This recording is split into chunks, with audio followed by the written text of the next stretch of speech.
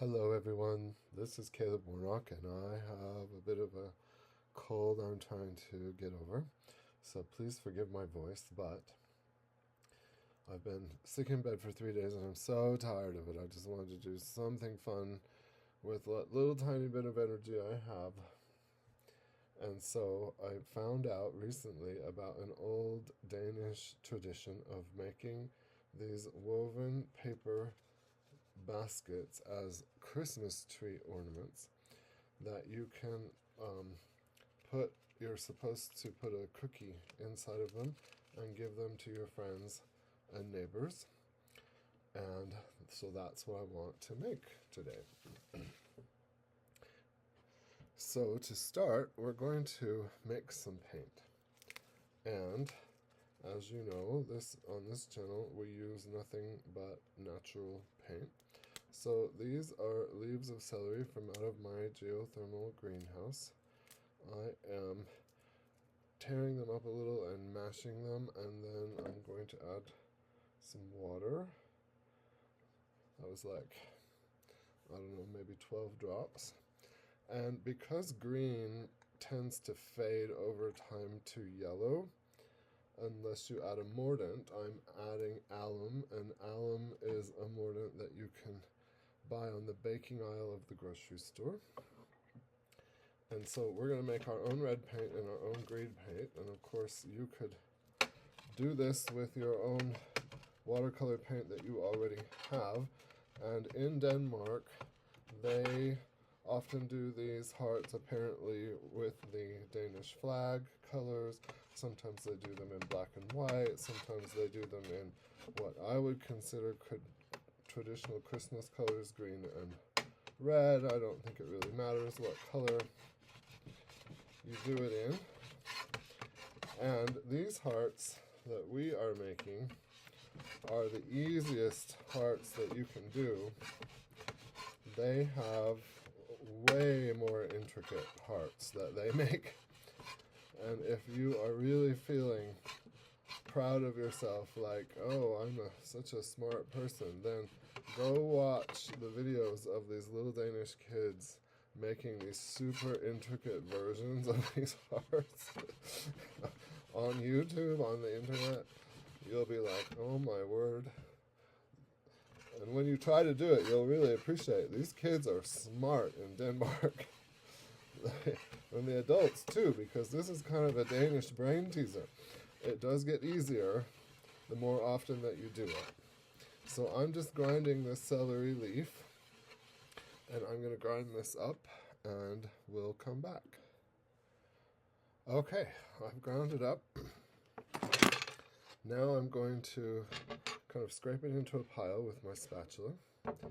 And of course, as I think I said, you don't have to make your own paint to do this.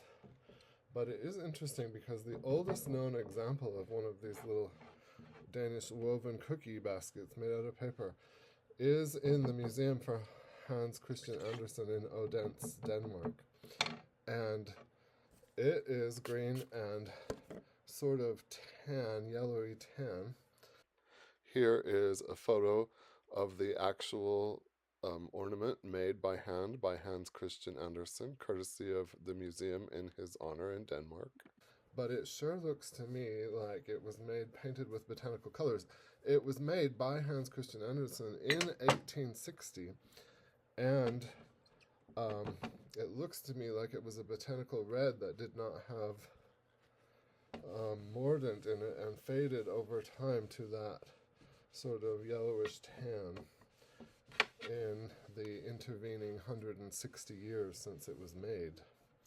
So very interesting. Of course, that was before synthetic colors even existed. And I think that's kind of what we want to get back to, is making all natural colors, because we don't need to use synthetic colors for every single thing. This is a bag of cochineal. If you don't know what cochineal is, it is little, what's the word I'm looking for? Little bugs that live on cactuses that are symbiotic with the cactuses. They live their entire lives on one little cactus leaf. in the wild. And you can make you can make red and purple and pink out of cochineal, but oops, this is citric acid, that's not what we want. And it would make a very bright red if we added citric acid to this, but what we want to do is make a Christmas red, and in order to do that, we're going to need alum and some cream of tartar. Alum is in the baking aisle of the grocery store, right in with the spices. It's used for baking. And cream of tartar, same thing. And now that I think about it, because this red turns a little bit purple when it interacts. This is printing paper that I'm making this out of. I'll explain that to you in a moment, but maybe I will just put a tiny bit of citric acid in here to try to get this, because this makes a really great red until you put it on the paper. The problem with the paper is that paper is made with chemicals called sizing, and the size on the paper interacts with the pH of the natural paint, and can change the color, which is why this red, which is Christmas red, when I make it, turns a little bit purple. So have added just a little bit of citric acid to see if maybe that will help it stay a little more Christmas red. Another thing we can do if we are really concerned about the shade of red that we are using, which I don't know that most people are that concerned, but if we were really concerned, another thing we could do is put a little bit of cream of tartar, mull it into some water on this mulling slab, and then paint the paper with that water, and then let it dry completely, and then paint over the top of it, and that would help it to stay more red. But that's not what we're going to do today. Okay, so I have made my red paint, and I have made my green paint, and that's the only two colors that we need for this project. These cochineal I bought from the yarntree.com, and I don't remember how much I paid for them, maybe $6 or $7 for this bag, and it only took 4 of them to make this amount of paint. So a little bit goes a long way, and I've been using that same bag of cochineal for quite a while. Okay, now I'm going to take a piece of printer paper. Normally we would be using art paper to do art, but we are using printer paper because we need this to be very, because we are physically weaving this paper, and it can get tough if the paper is thick. It's going to be tough even if the paper is thin toward the end. It's going to be tough either way. So I would use printer paper if I were you, if you wanted to do this with us, with those of us, with anyone who may be watching and me. So I've just wet this paper. I've done this several times, and I'm just thinking that maybe wetting the paper will help this color go on a little more smoothly, because and I'm putting the color on with a fan brush, and that is staying a more Christmas red now that I've added that extra mordant to it. We'll see. It's not dry, so we don't know for sure yet what that color is going to be. But that's a nice Christmas color so far. Okay, I'm going to wash this brush out. And this is probably pretty much exactly how Hans Christian Andersen did this. I mean, I don't know what paint he used to paint his paper, but it was obviously botanically based in 1860. Paper cost more in those days than it does now, was more precious in those days than it is now. And his is still around 160 years later. Maybe this one will be around in 160 years. Do you think? I don't think so either. Okay, now I'm going to use the hairdryer to just dry this. I just realized that I needed to explain one more thing, and that is, before I dry this too much, I did not take the time to grind the celery all the way down, and so there are little specks of celery still in there, and I could just take the time to grind that all the way down so they go away. But the easier way to do it is just to use a cloth, very slightly damp or totally dry, and just wipe those off of there. Cochineal breaks down more easily than celery, and so the cochineal won't have any specks in it. But we will need to, if you want it to be prettier like this without any of those little lumps and bumps, then you just wipe it off like that, and that goes away totally. And now I can dry this all the way. But that does work better. I mean, it only works in the wet stage if you want to wipe those little lumps and bumps off of there. Okay, that took several minutes of drying with the blow dryer, but I wanted it to be completely dry because we're going to have to be a little mean to it, because these are actually woven baskets. We're going to have to weave them. Let me also just say that I was really pleased because in these that I made when I was practicing for this video, I did not add citric acid. Where is my other one? I did not add citric acid to these others.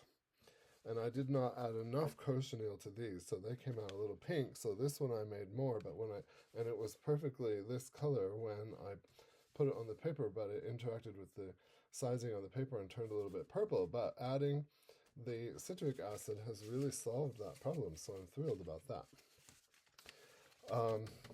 So this is totally dry. Now we're going to fold it in half the long way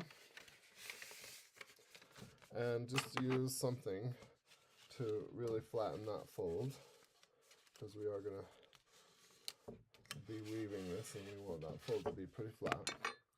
And then we want these hearts to be, I mean, it doesn't really matter what size you make the heart, but this heart that I'm using, the pattern for this heart that I'm using, it's just an arch pattern, and it's about it's about 3.5 inches long by 2.25 inches wide. But it doesn't matter, you can make them any size you want. We're folding it in half again.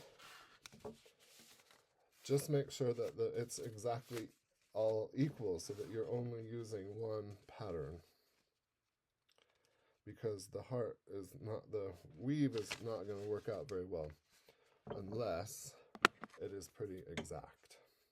So now I'm going to cut off all this excess kind of carefully, because I want to make sure I get the arch pretty nicely. Don't want to be moving this around.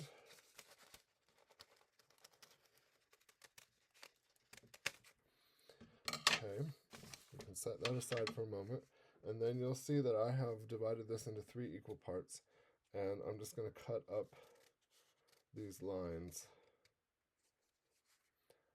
and both of the lines need to be equally long after you have cut them. Okay, so that's done. Now the last thing that we want to do is just cut the hanging ribbon out of what is left over here. So I have cut right through, so now I can choose, do I want my hanging ribbon to be green or do I want it to be red, and it doesn't really matter. And then this we can set aside because we're done with it. Now we'll take this and we can set this pattern aside because it doesn't matter. Oh, there's a little bit of I just need to trim that just a touch. Now I'm going to take these 2 pieces and I'm going to fold them so that the white part is in the center of both of them. So take the white part and fold it in, and then just place these like this so that they form a heart, because that's what we want this to end up looking like, and it's easier to start this way. And then the key to doing this is doing this right to get the basket, because it's easy to make this so that this basket will not open. The key to doing this is when you are weaving the strands together to put the entire strand you are weaving through the center of the strand you're weaving into. So for example, we're going to take this red strand right here and we're going to open this green strand. This green strand is almost a loop, and we're going to open that up. See that? It's a loop, and we're going to put the red strand inside it entirely. We don't want to put it too far because now we need to put this red part entirely inside.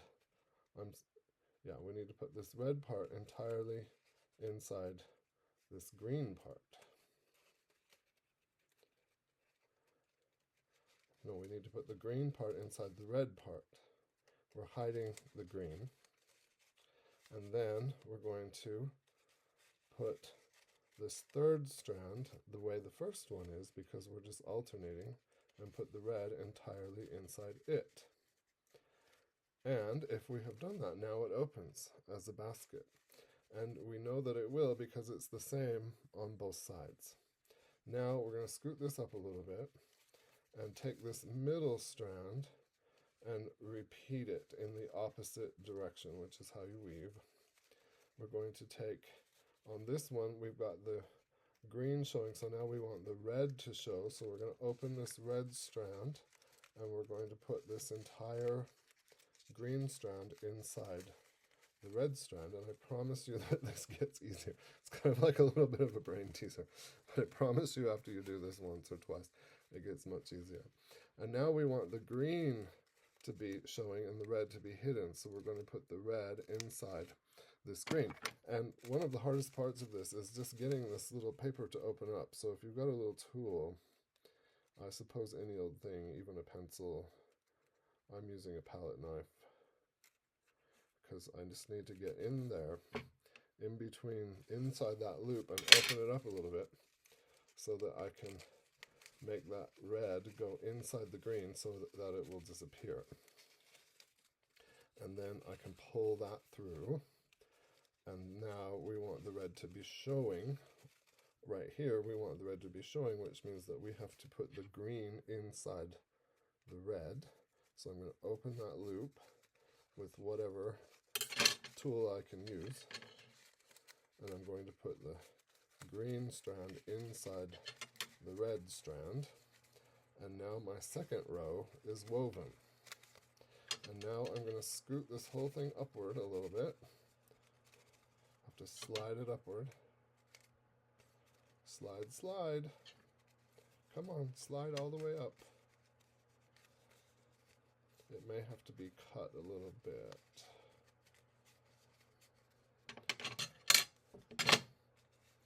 And then we're going to repeat down here what we did up here. So I'm just pulling this down a little bit because it seems like this needs to be cut just a little bit. Sliding this up again. It should slide farther this time, because we have to fit this whole third strand in here. And it does get tighter as you go, but don't give up, it's worth it.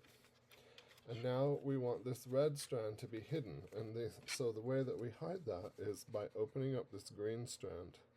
And you might say to yourself, well, Caleb, why don't you just weave it like this? Well, then the basket won't open. If you just wrap it around like that, instead of going through it, just wrap it up and over, then it will not form a basket. So we have to open the center of the green one and be a little bit tough on your paper. Pull it slowly through. You can see now why it needs to be completely dry before you do this, because you don't want it to rip. And now we're going to hide the red one by opening the green one. Open the green one, slide the red one all the way through the center of the green one.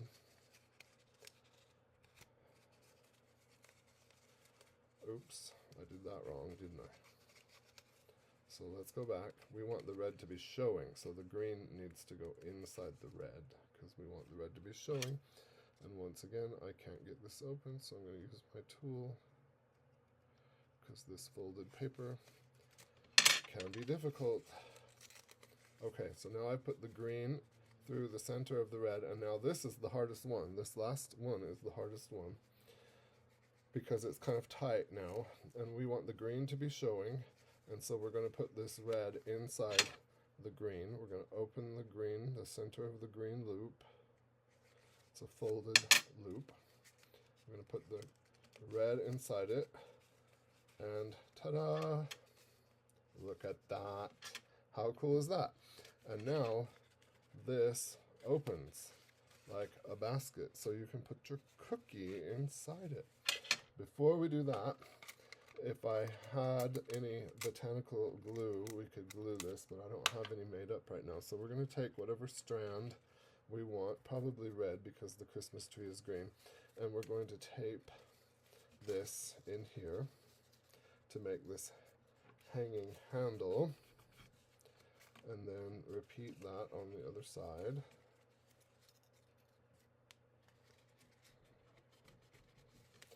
And ta-da! We've made a hanging basket. And then I found in my house this one single little cookie, and you can put that inside there.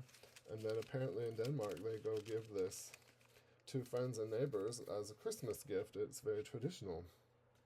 And I became interested in making this because my mother's grandfather's grandfather emigrated from Denmark to the United States, so I have Danish heritage. I have never been to Denmark. He lived in a town called something something. I can't. Sonder. I had to look this up. My mother's grandfather's grandfather moved from Sonder, S and then an O with a line through it, Sonder, Denmark, and came to the United States. I'm so grateful for those people that were brave enough of my ancestors to emigrate. Here is a photograph of my mother's grandfather's grandfather, Lars, on the right, and his wife, Sidsel, in the center, and their son, August, who is my mother's grandfather's father. And my blonde hair comes straight from him. His name was Lars Nielsen, and my blonde hair comes straight from him. So there is a piece of him in me all these years later. So apparently this is what they do in Denmark. Maybe one day I'll get to go over there. But in the meantime, we have made these traditional Danish Christmas woven baskets for cookies. Thanks for being here to do this with me today, and thanks for forgiving my voice. And I hope you try this out because it's actually kind of cool. And if you look it up online, there's a Danish word that they call these that I cannot pronounce, but they make, this is the simplest pattern you can make. They make really intricate versions of these, and it's crazy how intricate they are, and I don't know if I'm talented enough to do those, but this was fun to do. So thanks for hanging out with me. Merry Christmas, everyone. Oh, and if you want to be supportive, please like and subscribe. I do appreciate those people who are encouraging me to go forward. And so if this video was fun to watch, please like it and subscribe to the channel. Merry Christmas. Bye-bye.